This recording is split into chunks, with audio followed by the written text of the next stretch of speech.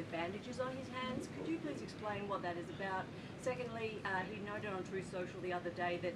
he had aced 3 cognitive tests. Could you please clarify when those tests took place? I can do that at a later date. I obviously don't have that in front of me. The president has spoken about that quite extensively throughout the years. As for the bandages on the hand, we've also given you an explanation for that in the past. The president is literally constantly shaking hands. The Oval Office is like Grand Central Terminal. He is meeting with more people than any of you even know about on a daily basis. He's also on a daily aspirin regimen, which is something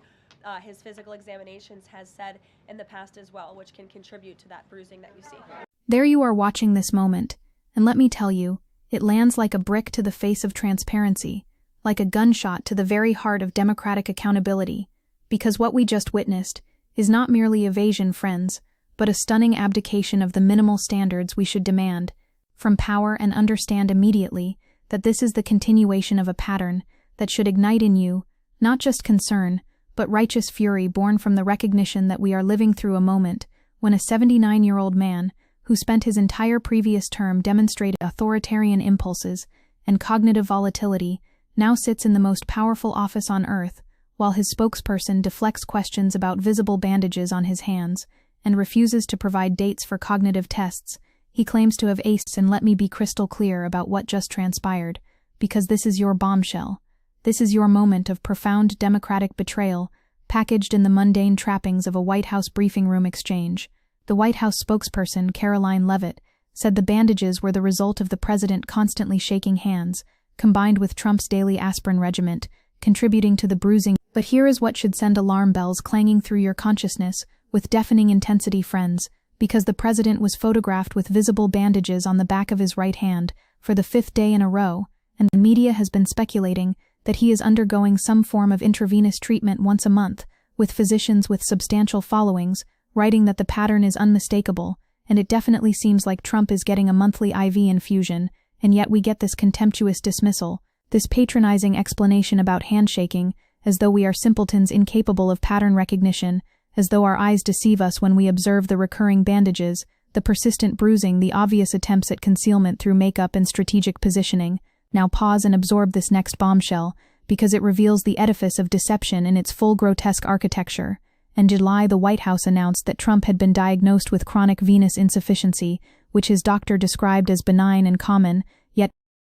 when the press secretary was asked about the timing of recent cognitive tests that the president claimed he has taken and aced, Leavitt said she would provide that information at a later date, which is to say never, which is to say when the heat dies down, which is to say go away and stop asking inconvenient questions that might force us to confront uncomfortable realities about the fitness of the commander-in-chief. And this, my friends, is where your blood should begin to boil. Because Trump said on Truth Social that he believes it is seditious, perhaps even treasonous, for the New York Times and others to consistently do fake reports in order to libel and demean the president, which represents nothing less than an authoritarian threat against the free press for the unforgivable sin of observing and reporting on what is plainly visible to anyone with functioning eyes. Let us excavate the historical resonance of this moment, because we have traveled this treacherous path before, and the echoes should terrify you. And when Richard Nixon declared that the media were enemies when he compiled his lists and sought to weaponize state power against journalists, we understood correctly that this represented a profound threat to democratic governance.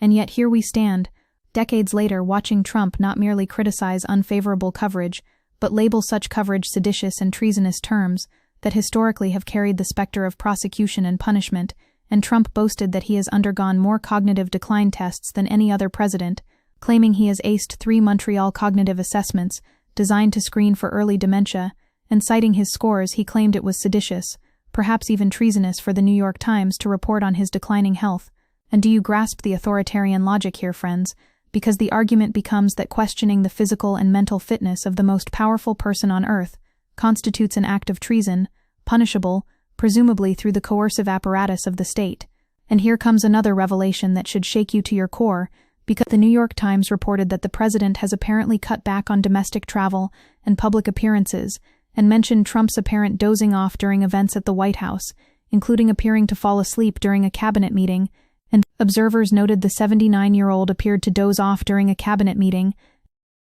An insider said that comparison to former President Joe Biden, whom Trump christened Sleepy Joe, bothers Trump more than anything else, with an advisor saying he is sensitive to being compared even if not explicitly to Sleepy Joe. And herein lies the psychological portrait of authoritarian fragility. Fragility because Trump, who spent years weaponizing age and cognitive decline against his political opponents, now confronts the same scrutiny and responds not with transparency, not with comprehensive medical disclosure, but with rage and threats and accusations of treason. Think about what we are not getting, friends, because this is perhaps the most damning aspect of this entire spectacle, and we have no comprehensive cognitive assessment results released to independent medical professionals. We have no detailed explanation for why, for months, the 79-year-old has been awkwardly covering his hand in public, or wearing thick makeup over what seems to be a nasty recurring bruise. And when Trump is not using makeup or bandages, substantial bruising can often be seen on his right hand, something the White House has blamed on the president's use of aspirin and the number of handshakes he has to make every day. But think critically here, because if handshaking causes such severe and persistent bruising that requires both concealment makeup and now multiple days of visible bandaging, what does that actually tell us about vascular fragility, about clotting function, about the underlying health conditions that might produce such symptoms, and why are we expected to accept facile blanches when the stakes could not possibly be higher? Now prepare yourself, because this parallel illuminates the hypocrisy with blinding clarity, and throughout the 2024 campaign, Trump and his surrogates relentlessly attacked Joe Biden's age, his fitness, his cognitive sharpness, and they demanded that Biden take cognitive tests. They circulated every video of Biden appearing confused or disoriented. They made his age and mental acuity a centerpiece of their electoral strategy, and now the tables have turned. Age was a key theme of debate in last year's presidential election, with Trump often criticizing his opponent President Joe Biden as being too old to lead, and at 79, Trump became the oldest person sworn in as president at the beginning of his second term. And suddenly transparency becomes sedition. Suddenly questioning presidential health becomes treasonous. Suddenly the very standards Trump demanded of his opponent become unconscionable violations when applied to himself. And this is not merely hypocrisy, friends. This is the operational logic of authoritarian power, which insists that rules bind the opposition, but never constrain the leader. And let me hit you with this philosophical framework, because it clarifies what we are witnessing through the lens of Michel Foucault's analysis of power and knowledge. And Foucault taught us that power operates through the control of information, through the determination of what can be seen and known and questioned. And when a government systematically conceals information about the health and fitness of its leader, when it deflects and obstructs and threatens those who seek transparency, it is exercising raw power to prevent citizens from making informed judgments about their own governance. And the president's health has been the subject of rampant speculation during his second term, which has only been fueled by the White House's decision not to make public the results of the president's physical exam. And this withholding is not neutral. Friends, it is a deliberate choice to deny the public information they need, to evaluate whether the person wielding nuclear codes and commanding military forces possesses the physical and cognitive capacity to do so safely. Here comes your next bombshell, and it concerns the infrastructure of concealment that has been erected around Trump's physical presentation, because Trump has been attempting to hide his bruised hand this year after it raised questions about the state of his health, employing tricks including putting his left hand on top of his right, and he kept his hand tucked under the desk during a meeting to sign a bill to end the government shutdown, even hiding his hand behind the folder containing the bill at times. And the White House even strategically placed a Gulf of America sign in front of Trump's right hand during an Oval Office photo opportunity. And when a presidential administration must resort to theatrical blocking and strategic prop placement to prevent the American people from observing the physical condition of their president, we have crossed into territory that should alarm anyone who values democratic accountability and governmental transparency.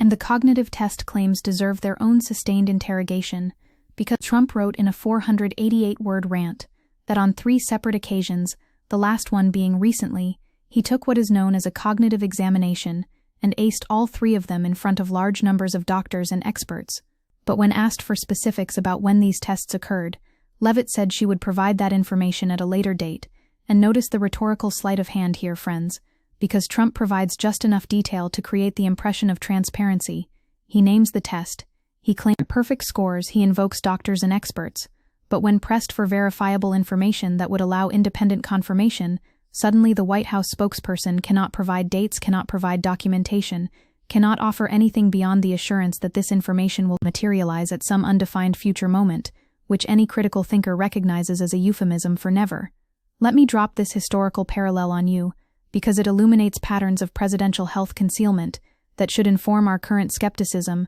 And Woodrow Wilson suffered a debilitating stroke in 19, and his wife and physician essentially ran the government while concealing the severity of his condition from Congress and the public. And Franklin Roosevelt's declining health during World War II was systematically hidden from the American people, who had no idea that their president was suffering from multiple severe conditions that would soon kill him, and John Kennedy's Addison's disease and the alarming cocktail of medications he required were concealed throughout his presidency, and in each case the justification was that the public could not handle the truth, that disclosure would create panic or embolden enemies, and in each case the result was a fundamental violation of democratic principles, because citizens cannot make informed choices about their governance when critical information is systematically withheld, and we are watching this pattern repeat itself in real time. Friends, as this administration deploys the same tactics of concealment, deflection, and delegitimization of inquiry. And here is where the analysis must turn to the question of media complicity and resistance, because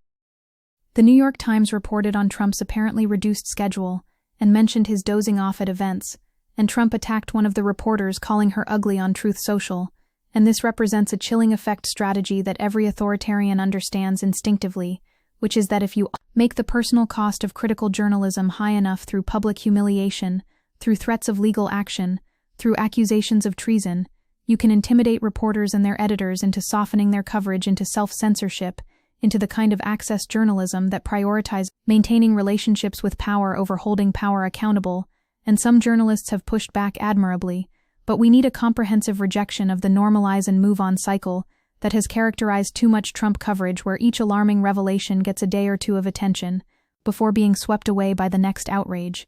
Consider the medical details we do have, because they raise more questions than they answer. The White House revealed details about Trump's October MRI scan, calling the results perfectly normal, with a summary stating advanced cardiovascular and abdominal imaging was conducted as a preventive measure, common for men in Trump's age group. But why was an MRI necessary during a routine physical? What prompted this particular imaging? And when asked by a reporter what part of his body was imaged in the MRI, Trump brushed off the question, saying, "I have no idea," which strains credulity beyond the breaking point, because what human being undergoes an MRI and has no idea what body part was being examined? And yet we are expected to accept this obvious evasion as a satisfactory response and move along to the next manufactured controversy, and bombshell after bombshell keeps landing, because a congresswoman claimed that Trump's supposed tiredness and bruised hand could be due to the president taking Alzheimer's medication, specifically sharing speculation that he could be taking Leqembi, a drug administered through infusion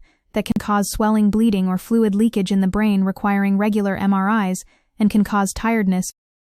Now let me be clear that speculation without confirmation is just that, speculation. But notice how the observable facts, the recurring hand bruising in seemingly similar locations each month, the bandages and concealment efforts, the MRI, the reports of increased fatigue and falling asleep in meeting, create a pattern that invites hypothesis formation, and in a functioning democracy with a transparent government, we would have sufficient information to either confirm or definitively rule out such concerns, but instead we have stonewalling and deflection and threats against those who dare to ask questions. Here is your systematic breakdown of democratic erosion, because this is about far more than one man's health records, and when citizens cannot trust that they have accurate information about their leader's fitness, we get a cascade of legitimacy failures, because how can we trust that the person we see making decisions is actually making those decisions? How can we trust that the policies being implemented reflect the judgment of an individual with full cognitive capacity? How can we trust that in a moment of crisis requiring rapid decision-making and clear thinking, the person with their hand on the levers of power possesses the mental and physical capability to respond appropriately? And this epistemological crisis, this crisis of no ability, cuts to the very foundation of democratic governance, which requires an informed citizenry capable of making rational judgments about their representatives. And let us confront the rank hypocrisy around transparency requirements more broadly, because this administration, like Trump's first term, has systematically dismantled norms around disclosure, and we have no tax returns despite decades of precedent. We have incomplete financial disclosures. We have conflicts of interest that would have ended any previous presidency. We have the weaponization of classification to hide embarrassing or incriminating information, and now we have the concealment of basic health information coupled with threats against those who seek it, and Trump believes it is seditious, perhaps even treasonous, for media outlets to do what he calls fake reports about his health, which inverts the entire logic of democratic accountability by suggesting that power should be able to operate in darkness, while those who shine light become enemies of the state. Now I need you to understand the stakes here with crystalline clarity, because we are not talking about idle gossip or tabloid speculation about a private citizen. We are discussing the physical and cognitive fitness of the person who commands the world's most powerful military, who controls thousands of nuclear weapons, who shapes domestic policy affecting hundreds of millions of people, who appoints judges serving lifetime appointments, who can pardon criminals and declassify secrets and order military strikes. And if that person's judgment is impaired, if their cognitive function is declining, they are undergoing medical treatments that might affect their decision-making capacity. The American people, and indeed the world, has an absolute right to know this information, and any argument to the contrary, any suggestion that such inquiry constitutes sedition or treason, is itself a profound threat to democratic governance. And here comes another dimension that demands your attention, because think about the broader pattern of this administration's relationship with truth, and we have had the systematic lying about crowd sizes and hurricane paths and election results. We have had the manipulation of official documents and the defiance of subpoenas. We have had the attacks on fact-checkers and the labeling of unfavorable coverage as fake news, and now we have the concealment of health information, coupled with accusations that those seeking transparency are committing treason. This is the architecture of authoritarian epistemology, friends, where the leader's word becomes the only legitimate source of truth, where independent verification is treated as hostile action, where the very concept of objective reality gets subordinated to political expediency and personal image, multarm, management. Let me hit you with the international dimension, because this is not merely a domestic concern, and America's adversaries and allies alike are watching this spectacle and making their own assessments about presidential fitness and capacity, and you can be certain that intelligence services in Moscow and Beijing and Tehran are analyzing every video, every photograph, every piece of observable evidence about Trump's physical and cognitive condition, because understanding the decision-making capacity and potential vulnerabilities of the American president represents a strategic intelligence priority of the highest order, and when our own government denies us the information that foreign intelligence services are surely gathering and analyzing through their own means, we are left more ignorant about our own leader than our adversaries are, and this represents a profound national security vulnerability. And consider the legal and constitutional questions that emerge from this situation, because what happens if a president is cognitively impaired but refuses to acknowledge it or allow proper assessment? The 25th Amendment provides a mechanism for removing a president who is unable to discharge the powers and duties of office, but that mechanism requires either presidential self-declaration or action by the vice president in cabinet majority, and if those actors are unwilling to invoke the amendment out of political loyalty or fear of backlash, then we have a constitutional crisis, where the formal mechanisms for addressing presidential incapacity prove inadequate to the moment, and this is why transparency cannot be optional, friends, because without it, we cannot even begin to have the necessary conversations about whether constitutional remedies need to be invoked. Now let me connect this to the broader progressive project, because this fight for transparency and accountability is inseparable from our larger struggle for a government that serves people rather than concentrated power. And when we allow leaders to operate without oversight, when we permit the concealment of critical information, when we fail to demand rigorous accountability, we are enabling the very structures of oligarchy and authoritarianism that progressives have always fought against, and the health of one 79-year-old man matters immensely, not because of prurient interest in his personal medical conditions, but because his capacity directly affects the welfare of millions of people and the future trajectory of American democracy itself. And we cannot build the multiracial inclusive democracy we envision. We cannot achieve the economic justice we demand. We cannot address the climate crisis we face if we allow authoritarian patterns of information control to take root. And here is what makes this moment so dangerous, friends, because we are watching the normalization of the abnormal in real time, and each evasion that goes unchallenged, each threat against journalists that produces no consequence, each obvious falsehood that gets repeated until it becomes ambient background noise, represents another step toward a post-truth authoritarian politics, where power operates without constraint. Because the mechanisms of accountability have been systematically degraded, the New York Times reported that the president's public schedule shows he has shorter days than he used to, and his public appearances indicate a dwindling battery life as he has taken to sitting or even keeping his eyes closed during press conferences, and Trump wrote it was seditious, perhaps even treasonous for the New York Times and others to consistently do fake reports in order to libel and demean the president, and when observable reality itself becomes treason, we have crossed into territory that should terrify anyone who values freedom and democracy. The philosophical stakes here connect to Hannah Arendt's analysis of totalitarianism and truth, because Arendt taught us that totalitarian movements succeed not primarily through making people believe lies, but through destroying the very concept of truth itself, through making people so cynical, confused that they cannot distinguish fact from fiction. And while Trump's America has not descended into full totalitarianism, the epistemological groundwork is being laid every time this administration denies observable reality, every time it threatens those who speak truth, every time it substitutes propaganda for transparency, and we must resist this with everything we have, because once a society loses its shared basis for determining truth, once every claim becomes equally plausible or implausible, based solely on partisan affiliation, we lose the capacity for collective self-governance. And let me address those who might argue that focusing on Trump's health represents ageism or ableism, because this objection fundamentally misunderstands what is at stake here, and there is nothing inherently disqualifying about being 79 years old, or taking daily aspirin, or having a vascular condition, but there is everything disqualifying about lying about one's health, about threatening journalists who investigate, about systematically concealing information that the public needs to make informed judgments. And if Trump were transparent about his conditions, if he released comprehensive medical records, if he allowed independent physicians to assess and report on his fitness, then voters and citizens could make their own informed judgments, but transparency is precisely what we are being denied, and that denial coupled with the visible evidence of concealment efforts and the pattern of deflection is what demands our sustained attention and outrage. Think about what happens next, because the trajectory here should alarm you. And we are early in what could be nearly 4 more years of this administration. And if Trump's physical or cognitive condition is indeed declining as the observable evidence suggests, then we face a period of increasing concealment, of greater threats against those who notice, and report of more desperate efforts to hide what cannot ultimately be hidden. And the danger compounds because everyone around Trump has powerful incentives to maintain the fiction of perfect health, because acknowledging decline would raise questions about their own complicity in concealment, would potentially trigger constitutional mechanisms they wish to avoid, would damage their political futures, and so we get a conspiracy of silence, not because of some formal agreement, but because everyone with access to the truth has reasons to obscure it.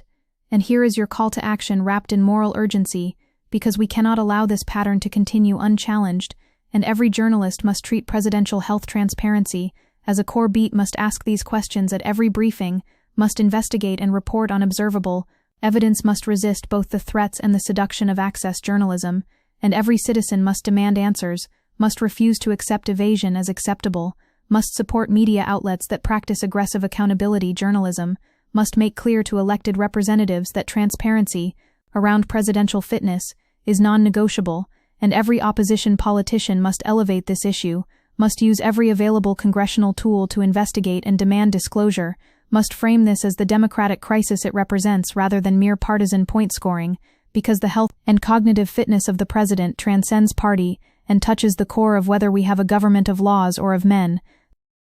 What we witnessed in that briefing room exchange represents everything that is broken about how power operates in Trump's America, and we saw the contemptuous dismissal of legitimate questions, the refusal to provide verifiable information, the resort to implausible explanations that insult the intelligence of anyone paying attention, and we saw the broader pattern of an administration that believes transparency is for the little people, while the powerful can operate in darkness, secure in the knowledge that their supporters will accept any explanation no matter how absurd, and that opposition will be too fragmented and exhausted to sustain pressure for accountability. And this is how democracy dies, friends, not in some dramatic coup, but through the slow accumulation of normalized transgressions, through the gradual acceptance of what would have been scandalous months earlier, through the exhaustion of those who keep fighting while watching standards erode. But here is what they do not want you to know, because your attention, your sustained focus, your refusal to move on to the next manufactured outrage represents the greatest threat to their project of concealment and authoritarian consolidation. And when citizens demand transparency, when journalists refuse to be intimidated, when opposition politicians use their institutional powers to investigate and expose, suddenly the edifice of lies becomes harder to maintain, and the costs of concealment increase, and the recession possibilities for accountability emerge, and this is why they work so hard to exhaust you, to overwhelm you with scandal after scandal, until you become numb and cynical and disengaged, because an exhausted, demoralized citizenry is far easier to control than an alert and angry one, and so your resistance, your continued capacity for outrage, your refusal to accept the unacceptable, becomes itself an act of democratic preservation.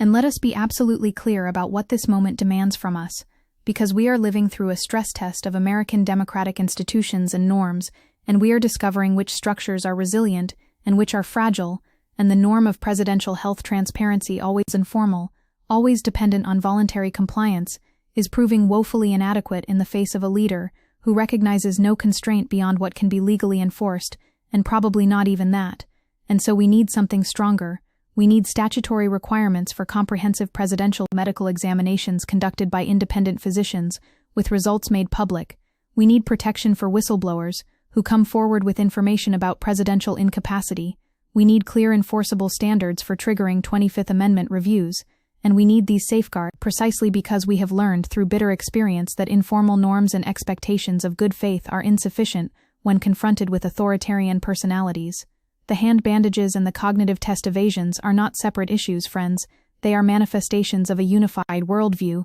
that sees accountability as threat, that treats transparency as weakness, that understands power as fundamentally about the capacity to operate without constraint. And we are watching this worldview become operationalized through the daily workings of government, through briefing room, exchanges that seem mundane, but carry profound implications through the thousand small refusals to provide information that accumulate into a comprehensive assault on democratic accountability. And if we allow this to continue, if we normalize these patterns, if we accept that leaders can simply refuse to answer legitimate questions about their fitness to govern, then we will have surrendered something essential, and the road back will be far harder than the fight to preserve what remains. So watch that clip again, and let it radicalize you in the best sense. Let it crystallize your understanding of what we are up against. Let it fuel your commitment to demanding more, because that spokesperson standing at that podium, deflecting those questions, represents the machinery of concealment and authoritarian power, and your job, our collective job, is to throw sand in those gears, to refuse the easy lies, to demand the hard truths, to support those who speak and report and investigate, without fear, and to build the political power necessary to enforce accountability even against those who would rather govern in darkness. And this is the work, friends. This is always the work, and the health transparency fight is inseparable from the larger struggle for a democracy that serves its people, rather than the narrow interests of those who hold power, and we must win this fight, because the alternative is a government that operates beyond meaningful accountability, a government where we cannot even know whether the person holding supreme power possesses the basic cognitive and physical capacity to exercise it, and that, my friends, is no democracy at all.